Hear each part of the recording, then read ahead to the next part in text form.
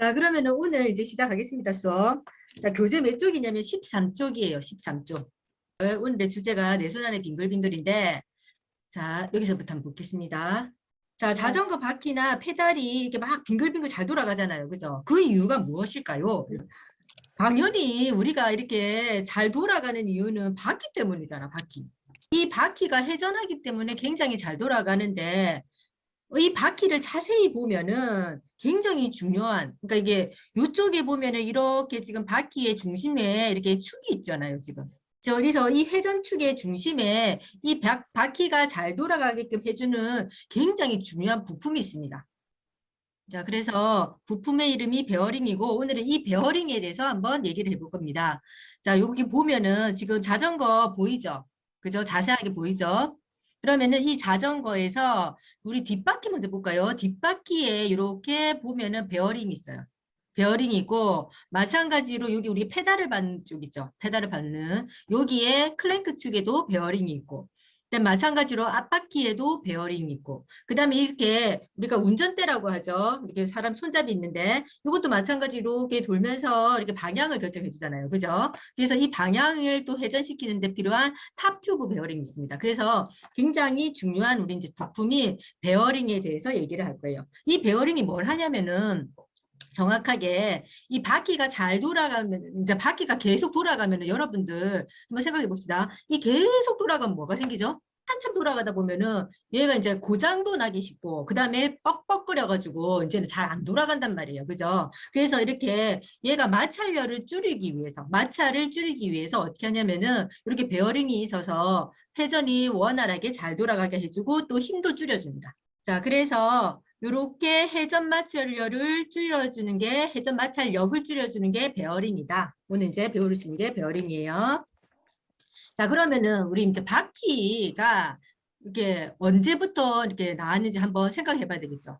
그죠? 자, 여기 보면은 지금 굉장히 귀여운 동물 두 마리가 있는데 한 왼쪽에 있는 동물은 지금 바퀴가 없어서 짐을 운반하기가 굉장히 힘들어하는 친구고 그 다음에 오른쪽은 지금 굉장히 한 손으로도 정말로 여유만만하게 지금 움직이고 있잖아요. 그죠? 운반하고 있죠. 이 이유가 뭡니까 지금? 발견이라는 게 진짜 굉장히 중요합니다. 발명이라는 게.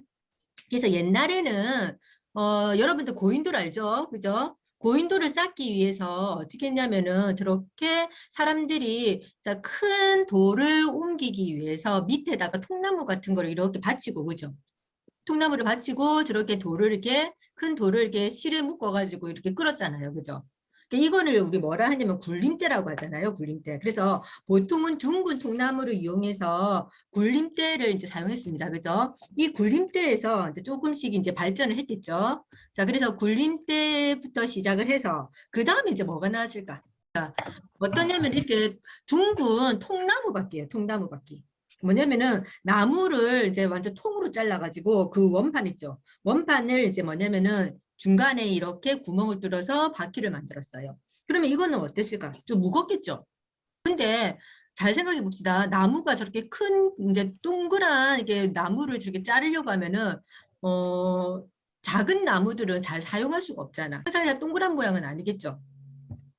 약간 타원형도 있고 여러 가지 모양이 많잖아요. 그래서 이게 우리가 조각조각 이렇게 나무를 이용할 수도 있기 때문에 어떻게 했냐면은 여기서 조금 더 발전을 시켜가지고 세 조각 약 기원전 3,500년 전에는 어떻게 했냐면은 세 조각의 두꺼운 나무 판자를 어떻게 했냐면 이렇게 이어가지고 이렇게 바퀴를 만들었어요. 그러다가 이 굉장히 지금 두껍고 이러다 보니까 굉장히 바퀴가 무거워요. 그죠? 무거우니까 이거를 끄는, 원래는 이제 이걸 끄는 동물들이 있었죠. 그죠? 마차나 이런 것들을 끄는 동물들, 아니면 사람도 이걸 같이 끌어야 되잖아. 수레에 만약에 이렇게 동그란 바퀴를 넣었으면은. 그래서 이게 끌려고 하니까 너무 무거운 거야. 그래서 어떻게 했냐면은 조금 더 머리를 써가지고 이렇게 살이 있는 바퀴를 만들었어요. 바퀴 살이 있으니까 이제 어떻게 돼요? 가볍죠. 그죠?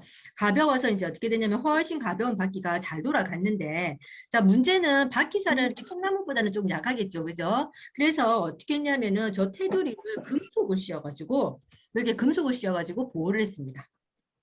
보호를 했어요. 근데 문제는 얘가 계속 이제 잘 굴러가다 보니까 어떠냐면은 속도가 앞에 거보다는 좀 빠르겠죠. 그죠? 바퀴들이. 그러다 보니까 어떻게 되냐면 이 빠른 속도 때문에 막 마찰이 생기고 열도 생기고 막 이러는 거예요. 그죠? 그래서 어떻게 했냐면은 이 마찰이나 열을 잘 견뎌서 고장이 잘 안 나게끔 해준 바퀴가 이제 뭐냐면 이렇게 금속으로 만든 바퀴입니다. 금속으로요. 그래서 금속으로 만든 바퀴를 이제 하고 요 주위에 최근에 우리가 이제 바퀴를 보면 뭐가 있죠? 어떻게 했냐면 타이어를 만들었잖아요. 그죠? 그래서 이렇게 타이어를 장착시킨 이렇게 바퀴가 나왔습니다. 그리고 중간에는 당연히 뭐를 넣었을까? 뭐를 넣었을까요? 아까 금방 마찰 때문에 이게 회전이 잘 안 되니까 마찰을 줄이기 위해서 금방 선생님이 얘기했죠. 베어링이라는, 자, 요것도 같이 넣었겠죠. 그죠? 그렇게 해서 이렇게 지금 바퀴가 완성이 됐습니다. 됐나요? 자, 그래서 이 베어링을 그러면은 누가 처음에 만들었을까? 자, 레오나르도 다빈치가 진짜 안 한 게 없어요. 그죠? 그죠? 그러니까 르네상스 시대에 레오나르도 다빈치도 이렇게 볼 베어링을 만들었어요. 지금 뭐냐면은 이렇게 지금 현재 베어링이랑 거의 비슷한데, 이렇게 동글동글한 이렇게 동글동글한 볼 있죠, 볼. 그죠? 이 볼이 이 안에서 이제 돌아가는 거야. 돌아가서 어떻게 하냐면은 작은 볼들이 돌면서 회전을 다시 만들어주기 때문에 어떻게 되냐면은 더욱더 이게 요 바퀴들이 마찰 없이 잘 달리게 되는 겁니다. 그죠? 그렇게 해서 볼 베어링 이거를 이제 좀 본따서 현재 이제 베어링은 어떻게 됐냐면 이렇게 생겼어요.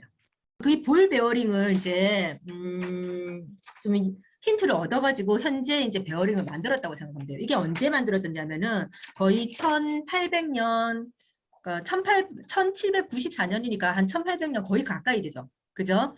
그때 이제 딱 만들어져서 그때부터 이제 본격적으로 이렇게 베어링이 바퀴에 들어가게 되는 겁니다. 그래서 이걸 보면 어떻게 되어 있냐면은 자, 제일 바깥에 큰 링 있죠. 그죠? 이 제일 바깥에 큰 링을 우리 뭐라 하냐면 외륜이라고 해요. 외륜. 그래서 외부에 큰 고리가 있고 그 다음에 안쪽에 조그만 또 고리가 있죠. 그죠? 그래서 이 조그만 고리를 우리 내륜이라고 합니다. 내륜. 안쪽에 작은 고리라고 해서. 그 다음에 여기 보니까 동글동글한 볼이 있죠. 그러니까 이 동글동글한 볼을 정확하게는 뭐라고 하냐면은 전동체라고 해요. 전동체. 그래서 내륜하고 외륜 고리 사이에 이렇게 움직이는 구슬이 이렇게 있어서 이 구슬이 막 돌아가는 거예요, 사실은.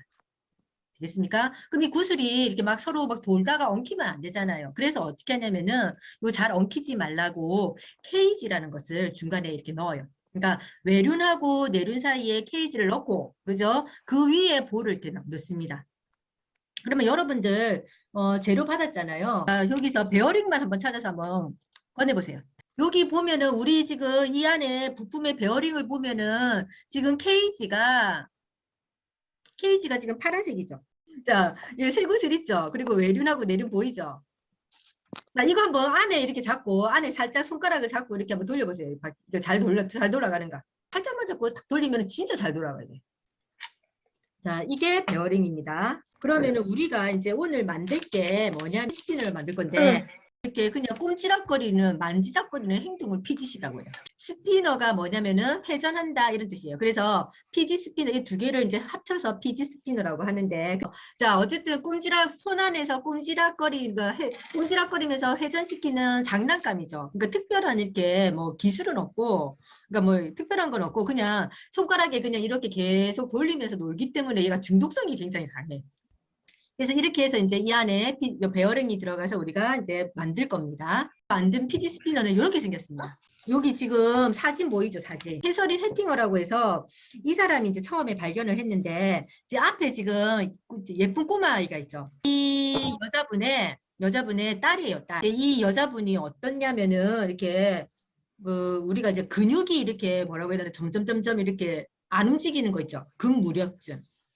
그러니까 그런 병에 걸려가지고 어떻게 되냐면 자기가 이 아이를 놀아줄 수가 없네요. 이 아이한테. 자기 딸하고 같이. 그러니까 딸아이가 항상 심심해하고 이렇게 하니까 어떻게 했냐면은 엄마가 이제 딸을 사랑하는 마음으로 이제 장난감을 만들어준 거예요. 그게 이제 피지 스피너예요. 그러면 여러분 15쪽 있죠? 자, 여기 지금 책에 여기 화면 보이죠? 여기 우리 네모칸 베어링이 들어갈 위치를 먼저 선정해 줘야 되잖아. 그래서 이거는 이제 만들 때 어떻게 하냐면은 여기 베어링이 들어갈 위치가 여기 딱 정확하게 이 네 칸. 됐다. 네 칸이거든요. 요만큼 비워 놓으세요. 이렇게. 네 칸. 요렇게 동그랗게 지금 베어링이 들어갈 거니까 이렇게 비워 놓고 이거 만들 때는 대칭이 돼야 돼. 이게 대칭이 안 되면 얘가 잘 안 들어가. 돌아가다가 이렇게 딱 정지하고 이렇거든요. 그래서 여러분들이 이제 선생님이 색연필을 준비하라는 게 뭐냐면은 자, 대칭이 되게 여러분들이 이제 디자인을 해야 되는 거야. 디자인을 하고 이제 얘기를 꽂아줘야 됩니다. 지금부터 이제 만들어 볼게요. 자, 여러분들 비즈를 이제 꺼냈잖아. 아랫부분에 선생님이 두 개를 이렇게 연결할 거예요. 그죠? 손가락 안에서 이렇게 놀아야 되니까 여기 자기가 이렇게 손 이렇게 벌렸잖아요. 선생님처럼. 그치? 그럼 이 안에서 돌아가야 되잖아. 이 틈이 있어야 되지. 이 안에 들어갈 틈은. 다 했으면 보세요. 여기 중간에 이제 어떻게 베어링을 먼저 넣어. 이렇게 베어링을. 자, 이제 거의 다 만들어 것 같으니까 이제 다시 책으로 돌아와 볼까, 선생님? 요 피지 스피너를 만들었고 피지 스피너에 들어간 과학적 원리가 무엇일까요? 그래, 간성이야, 간성. 피지 스피너가 계속 회전하는 이유는 간성이란 말이야. 이 간성이 뭐냐면 여러분들 잘 알아. 그러니까 버스가 이렇게 막 출발하다가 갑자기, 그러니까 버스가 정지해 있다가 갑자기 출발할 때 사람 몸이 뒤로 가는 거 있죠. 아니면은 버스가 갑자기 급정거할 때. 이걸 우리 간성이라고 하잖아. 왜 그러냐면은 움직이는 물체는 계속 움직이려고 하고 정지하고 있는 물체는 계속 정지하려는 성질이 간성이라고 배웠죠. 피지 스피너는 무슨 간성이냐면은 회전 간성이야. 회전 간성. 말 그대로 회전을 계속 하려는 성질이겠지. 맞죠? 그래서 회전을 계속 하려는 성질을 가진 게 어떤 게 있냐면은 피지 스피너처럼 팽이가 있고요. 그 다음에 또 뭐가 있을까? 오늘 우리가 배운 피지 스피너도 있고. 그죠? 이런 회전 간성이 있어요. 그래서 계속 회전하는 이유는 뭐 때문이다? 회전 관성 때문입니다. 이렇게 대답하면 되겠죠. 그러면 회전 관성이라는 것은 만약에 이게 한번 회전하기 시작했으면은 마찰이 없는 한 어떻게 된다? 계속 회전한다 이 말이겠죠. 주머니에 넣고 이렇게 다니면서 이게 장난감처럼 이렇게 갖고 놀 거잖아. 이게 잘 안 돌아갈 때가 있어. 가끔씩. 그럼 어떻게 하면 될까? 이거 왜 그러냐면은 여러분들 이거 갖고 다닐 때는 뭐 가방 안에 넣든지 주머니 안에 넣든지 이럴 거잖아요. 그지? 그러면은 이 사이에 베어링 사이에 뭐가 낄까? 먼지가 끼잖아. 그죠? 그래서 그러면은 그냥 물에 한번 씻으면 돼요, 이거. 자, 이 베어링이 어디 있냐면은 금방 우리가 바퀴가 들어간 곳은 다 있겠지. 그러면 자동차 안에는 이 베어링이 몇 개나 들어갔을까? 차 한 대에 한 150개의 베어링이 들어가요. 그 다음에 우리 치과 가면은 이렇게 이빨 이렇게 치료할 때 요거 있죠. 진동 저거 베어링이 들어가겠죠. 그 다음에 우리 발전소 있죠. 발전소에서 전기 만들잖아. 안에서 이제 뭐냐면 터빈이 돌아가. 터빈이 돌아가면서 이제 전기를 생산해내는데 그 터빈도 뭐냐면은 큰 베어링이 들어갑니다. 발전소에도. 자, 그 다음에 또 뭐가 있냐면은 생활 속에 있는 거. 여기 선풍기에도 베어링 들어가겠지. 또 전동기가 있죠. 그럼 전동기에도 당연히 베어링이 있겠죠. 자, 그 다음에 믹서기에는 이쪽에 있겠죠. 밑에, 그치? 이 부분. 자, 요거는 청소기 안에도 우리가 전동기 들어가잖아요. 마지막 이거 뭐지? 이 요요가 이제 막 탁 튕기면서 그지? 막 걷다가 다시 올 때 이 안에도 그래서 요렇게도 다 들어갑니다.